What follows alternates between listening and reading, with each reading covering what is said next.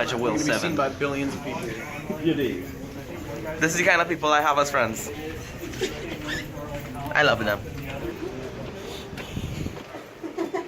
So we call this CCU, which is short for Camera Control Unit or Camera Control Engineering. One of my engineers will sit here. All the cameras, well, all the fiber. Our broadcast cameras basically run on fiber optics. That's a little glass pipe. We have it literally run all over campus. So it goes from the Mabee Center to Chapel, from Chapel to the Prairie Tower, from Prairie Tower to LRC, from LRC to the AC, and the baseball stadium, and the new track and field area. We have multi-core glass fiber coming from all those buildings to right here.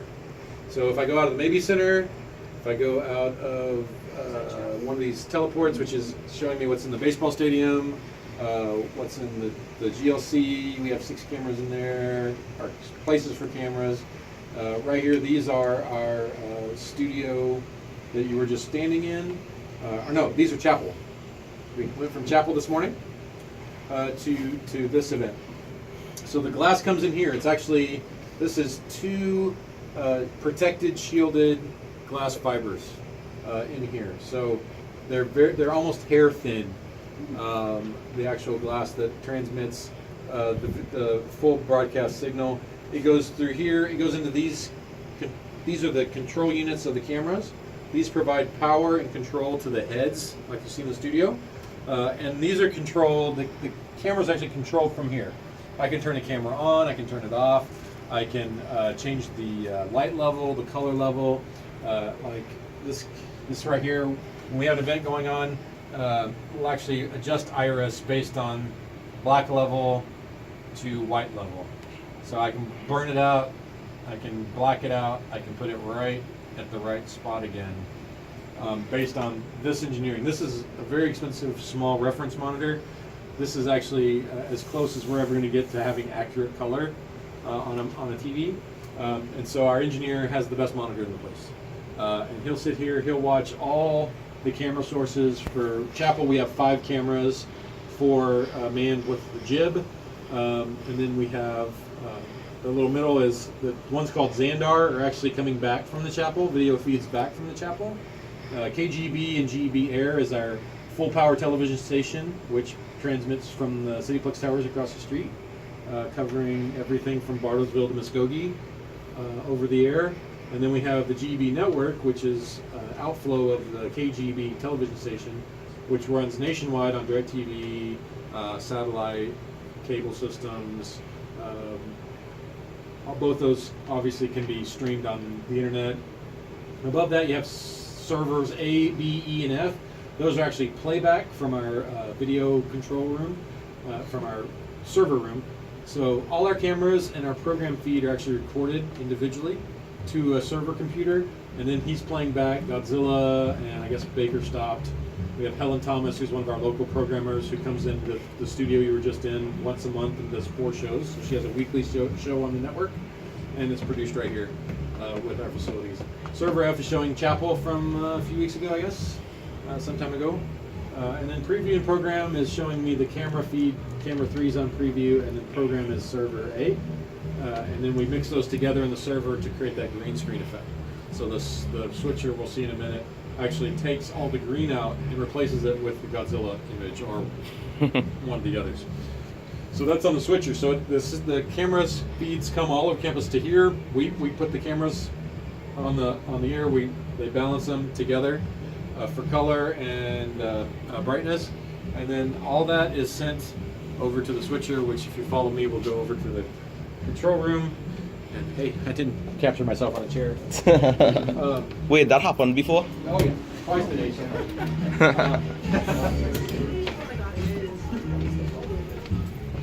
That's audio. I think you guys go there next. It's fun. That's the cool part. That's right. So come in a little bit more, fill in. So this is our live production control room, and we run just about every event we broadcast on campus from here. So we do events from the Mabee Center, like basketball. We'll do the studio shows like Helen Thomas there, from our studio into here. Chapel was run from here this morning, even though the cameras are sitting in the chapel, which is I think half a mile of fiber away. When we do baseball, we have 10 cameras coming in here from the baseball field, and that's, I think, 1.5 miles of fiber because it goes from here to Chapel, Chapel to Prayer Tower to LRC, LRC to the stadium. And it's a ways underground. It's not a straight line or anything. We do, hopefully in the future, hope to do soccer and volleyball and track and field events as well. All of those places have fiber, some of which haven't been finished yet, but it is there. If we needed it fairly quickly, we could do it. The problem is we don't have enough students to give them enough credit hours to run a lot of different sporting events. So we tend to do 10 basketball and 10 baseball games right now. And we would love to do more. We're going to do a couple of streaming games this year with the women's team. We're going to do women's basketball versus Tulsa, and the daytime event where they have all the school kids come out. So they bus all these kids in, and the Navy Center's full. So we're going to stream that one as well, just to kind of get everything in line. We have enough students this year in that program. We can give them enough hours to do a few games, but not as many as we'd like. So they'll do all the chapel services and a few of the sporting events. Otherwise, I have to hire freelancers that come in and run all these different positions. So my TD sits here at the switcher. This is our main production switcher. All these buttons are a different source. So we can go from black on the preview here to any of my 6 cameras, of which I only have 3 up right now. I can pick the server. Whatever my sources are switchable from here. So I have A, B, E, and F. And then I have some other things. I can do color bars. Ooh, that's exciting, isn't it? It's good for testing, though. It really is. So if we go back to Godzilla there, always fun. Great to key with. So right now we're the 2 sources we set up for this after chapel today was the green screen, where you guys saw earlier, you were stepping in front of the live video backdrop, which can change. Anybody got an iPhone charger? So I can change my background to any of these other sources. We must be doing video announcements, I guess. So, but I think Godzilla is the best to have fun with. Get in there and fight with them there on the key.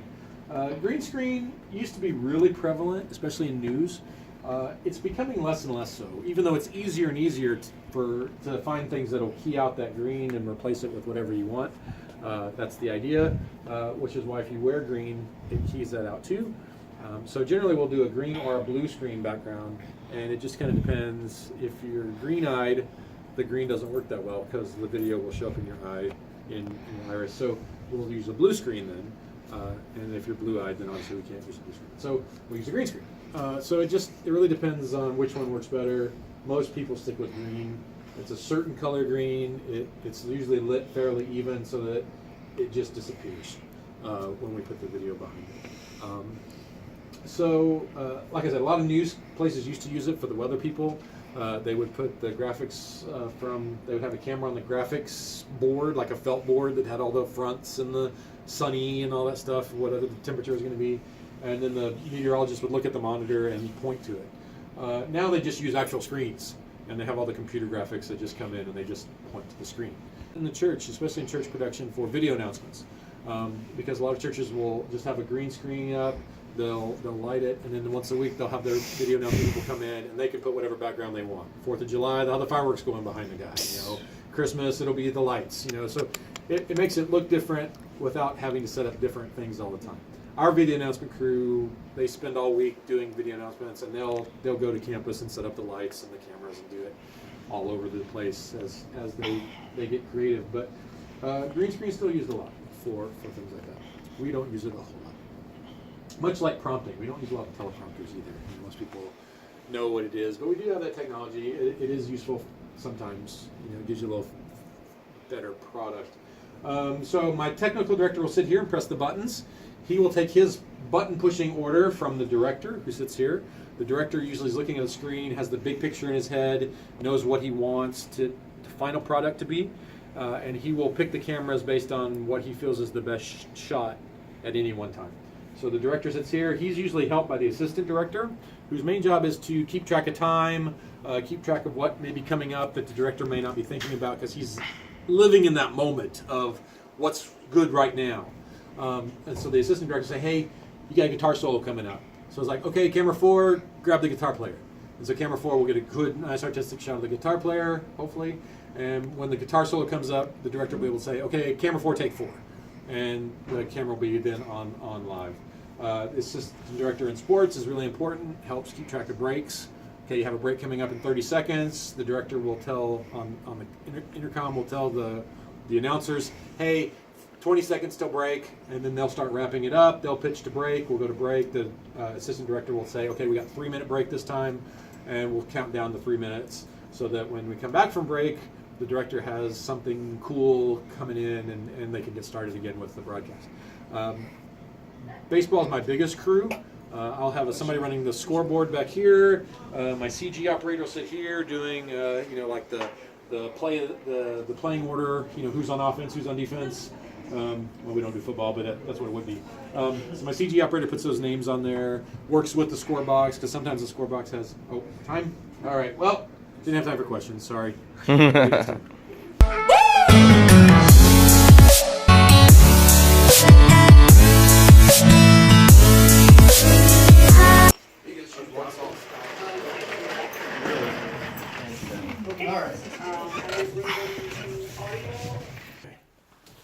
Have a second phone about.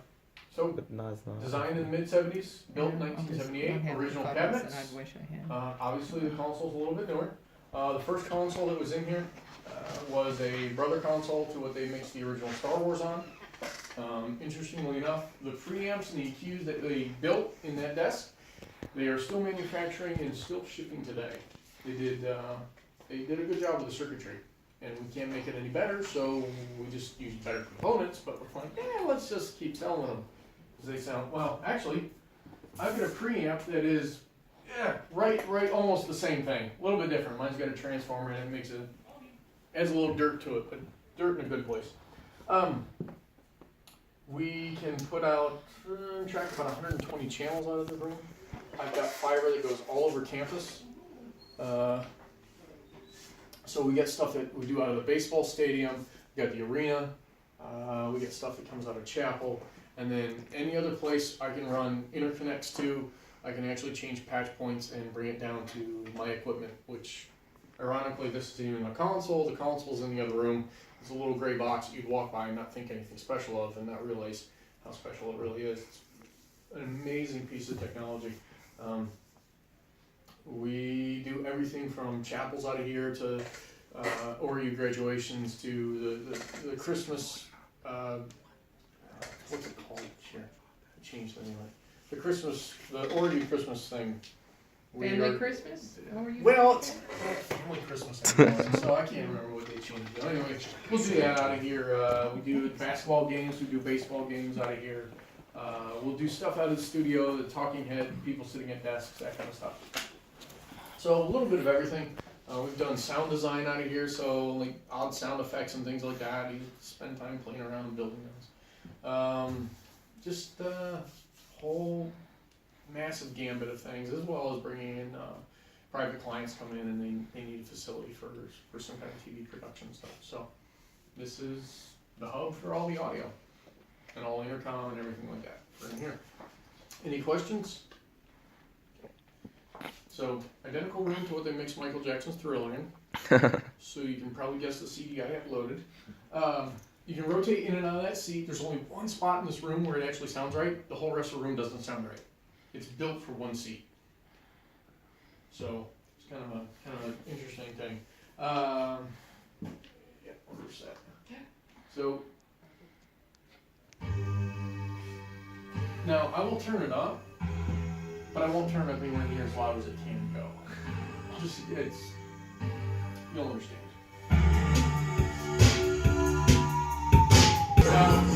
I do that so you have a comparison between two majorly different speakers. This is designed to sound kind of like quasi-TV-ish. This, ironically, is not a cheap speaker by any stretch. Sounds horrible, but it's actually a very expensive little speaker. And if you guys have any takeaway besides the fact that it's just kind of nice listening to the album because you've probably heard it before and never sounded quite like that. Boy, his vocal does something special out of these. It's just sit and just listen to the whole album. It still makes the hair on the back of my neck stand up every time his vocal kicks in. I'm just like, holy cow! The guy's phenomenal. It's just what that guy could do is just he's king of pop for a reason.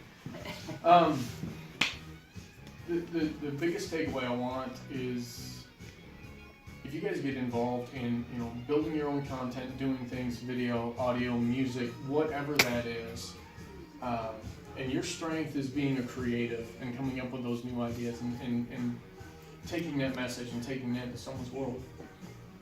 And the engineering side of it, the technical, the widgets, the gadgets, the plugs, that's not your strength.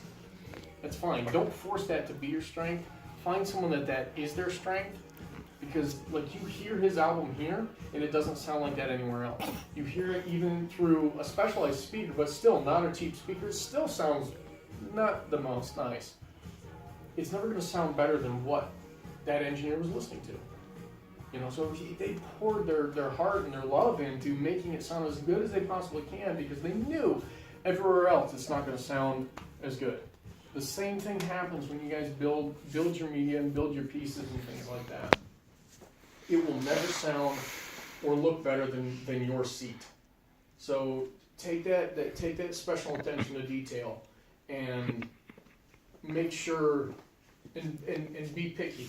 Be picky on yourself, tear your stuff apart, so that your message does get translated and there's not some kind of a distraction in what you're producing that takes away from what the message is.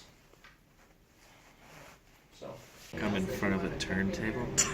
There's like a sea of Like people you just- behind me, like 80,000 people. Yeah, I just wanted to Right. I I'll Yeah, be the like, plans ahead I of gotta put a time, and we will- headphone on my ear. Feeling it.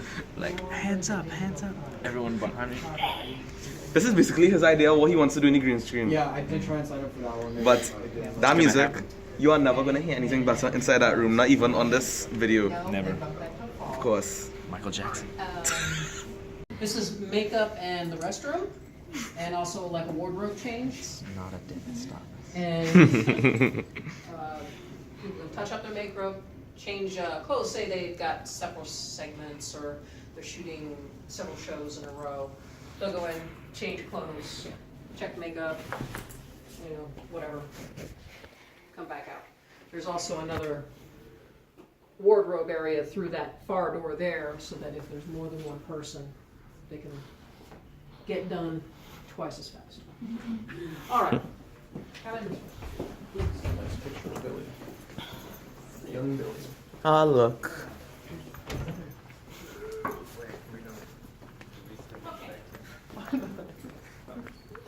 This is the GED studio. It originally was the Titan Club. So back in the day when there was just Maybe Center here, and the team was called the Titans, this is where the Booster Club came and had their dinners right before a game. And we'd go in, watch the game, etc. Oral figured out that flying out to Los Angeles to do Miracles Now was way more expensive than fitting this out as a studio, putting in a control room, and shooting everything here. So this became a studio. We put in the grid, curtain, put up soundproofing on the walls, painted over the glass wall that's over there, because otherwise if the paint, now we have drywall in front of it, but if you didn't have that, you'd be looking out into the parking lot, right through the side of Maybe Center. So, retrofitted it, created a studio, and he would shoot his Miracles Now shows here. He had his own set, and has since been repurposed and taken apart and moved into other things. I think parts of it still might be in this set, but they had what they call the library set. So part of that that back wall there with the fireplace, I think, was originally in that set. Gets painted over, changed, becomes another set. It's the way of it. The floor was originally painted, and they would put a prayer tower on the floor, or change colors with the seasons, or whatever suited their fancy at the time. ESPN came in, they wanted to do a show here. They asked, can we take the paint off the floor? Knock yourselves out. So we now have a polished concrete floor, which to look at it, standing on it, it's like, you know, dirty, nasty concrete floor. On camera, looks like marble. It's great looking. It really sells as a really nice stone floor. Go figure. All right, green screen. You guys have seen these every day on the weather. Probably see them on all sorts of webcasts and stuff on YouTube, Facebook, whatever. People are using green screens now.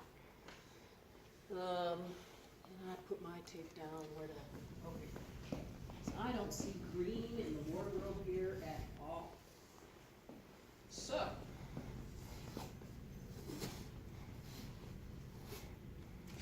you and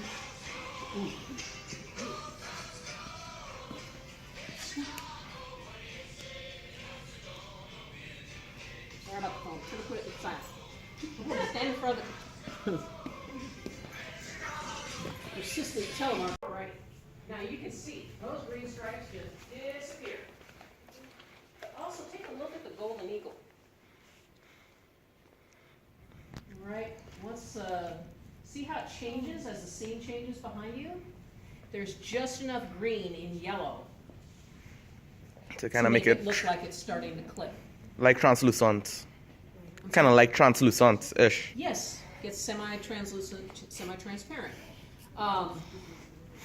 That's because green and yellow are right next to each other on the color wheel. Mm-hmm. Yes. Yeah, remember, somebody's in the other room with a phone probably taking a picture of the screen. So. I already have passed the video on my phone right now. So, just careful of the faces. Unless you want it on social media. You know your classmates, and you know who will do it to you. And yeah, you don't have to keep standing there if you don't want to. And you can give me the tape or you can keep it as a souvenir, whatever floats your boat. Wait. Okay.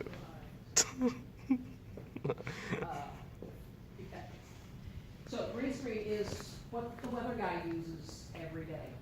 Did I tell you this already? Yes? Okay. I've said it too many times today, so I couldn't remember who I said it to and who I didn't. Okay. Lights in the studio are a mixture of incandescent, LED, and fluorescent. So over there, most of them are fluorescent and LED.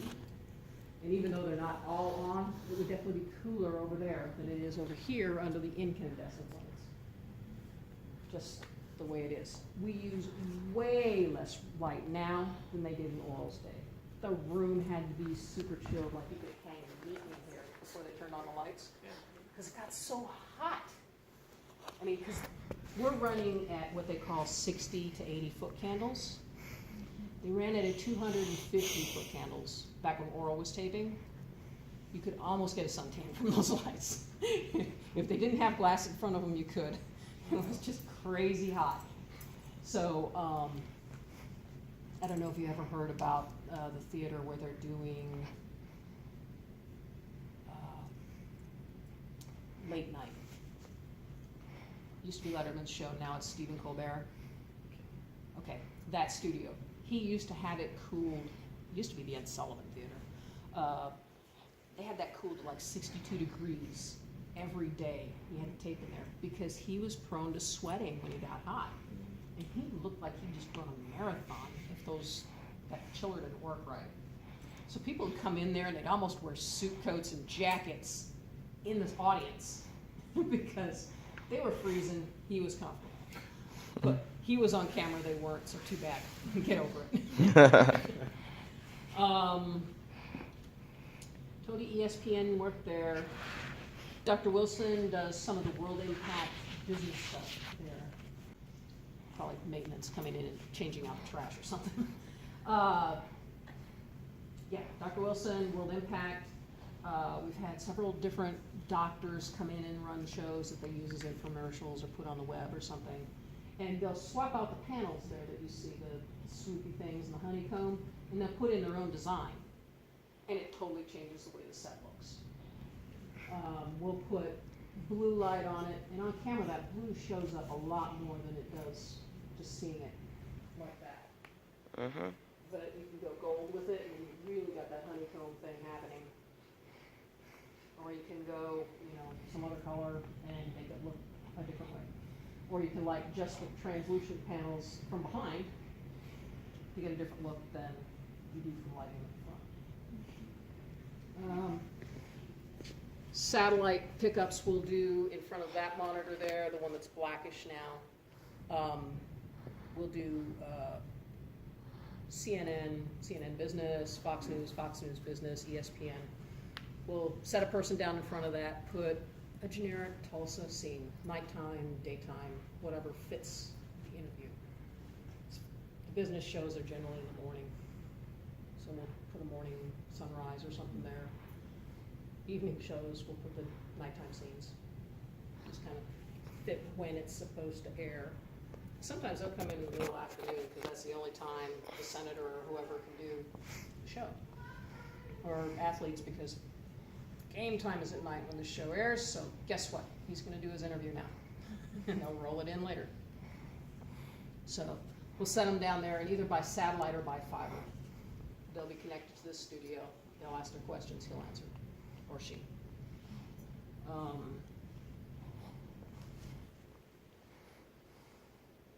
Got a couple of different ministries that shoot on this area. Do our Living Well series, which is a 30-second blurbs.